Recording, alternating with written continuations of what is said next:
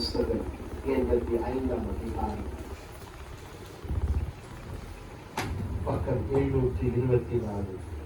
கர்த்தாவே, உமது தேசத்தின் மேல் பெரிய வைத்து யாக்கோபின் சிறையிலிருந்து திருப்பினீர்.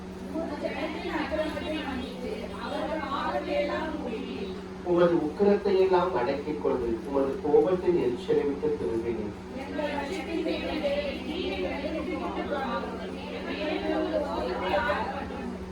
என்றைக்கும் எங்கள் மேல் கோபமாய் இருப்பீரோ? தலைமுறை தலைமுறையாக உமது கோபத்தை நீடித்திருக்கப்படுகிறோம்.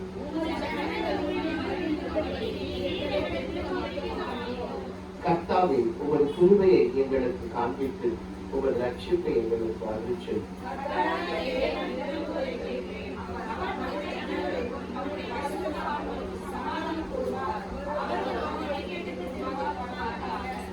நம்முடைய தேசத்தின் மகிமை வாஸ்தமாய் இருக்கும்படி அவருடைய ரட்சிப்பு அவருக்கு பயந்தவர்களுக்கு சமீபமாய் இருக்கிறது.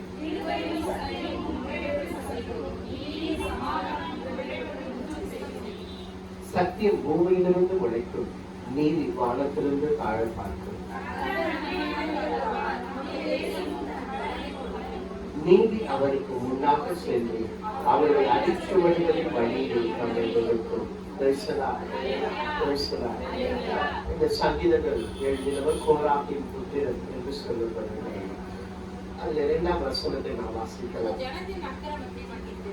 உமது ஜனத்தின் அக்கிரமத்தை மன்னித்து அவர்கள் பாவத்தை எல்லாம் மூடினீர்.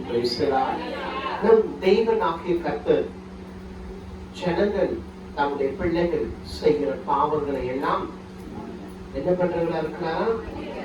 அக்கிரமத்தை எல்லாம் மன்னித்து. அக்கிரமத்தை என்ன பண்றாரு? பாவத்தை எல்லாம் ஜனங்கள் என்ன பண்ணுவாங்க? மன்னிப்பாங்க. ஆனா என்ன பண்ண மாட்டாங்க? நம்ம செய்யற காரியத்தை மூடி வைக்க மாட்டாங்க. மூடி வைப்பாங்களா? நீங்க அவங்க கிட்ட ஒழுங்கா இருக்கிற வரைக்கும் நீங்க தச்சீங்க. அவங்க ஆடுன்னு சொன்னா, மாடை பார்த்து ஆடுன்னு சொன்னா நீங்க ஆமான்னு சொன்னீங்கன்னா நீங்க தப்பித்துக் கொண்டீர்கள். இல்ல, நேர்மறையான காரியங்களை நாங்கள் சொல்லுவோம் பேசுவோம் என்றால் நீங்க அவங்ககிட்ட நல்லா பழகினீங்க பாருங்க. அப்போ உங்கள்கிட்ட நீங்க சொன்னீங்க பாருங்க, அதை எல்லாம் ஓபன் பண்ணிடுவாங்க. என்ன பண்ணிடுவாங்க? ஒரு சொல்லுவாங்க, பொங்கல் சிரிச்சா போச்சு புகையிலைய என்னாச்சு போச்சு, அதுல ஒரு பிரயோஜனமும் இல்லை. அது போலதான் இந்த சமுதாயத்திலே வாழ்கிற ஜனங்கள், நாம் பழகுகிற ஜனங்கள், நாம் உருவாடுகிற ஜனங்கள், இவர்கள் எல்லாம் நம்முடைய காரியங்களை மூட மாட்டார்கள், அதை தூற்றுவார்கள். என்ன பண்ணுவாங்க? தூற்றுவாங்க. அதான் நிறைய முறை நான் சொல்லியிருக்கிறேன். நமக்கு முதல் கடவுள், இரண்டாவது நம்முடைய குடும்பம், மற்றது வேணும். எந்த பர்சனல் இருந்தாலும் நீ யாருக்கிட்ட சொல்லணும்? கடவுள்கிட்ட தான் சொல்லணும், ஆண்டவர்கிட்ட தான் சொல்லணும். உங்ககிட்ட குறைகள் இருக்கும் என்றால், குற்றங்கள் இருக்கும் என்றால், பலவிதமான பாவங்கள் இருக்கும் என்றால், பாவத்தை மன்னிக்கிற அதிகாரம் மனுஷகுமாரனாக இயேசு கிறிஸ்து ஒருவருக்கு உண்டு.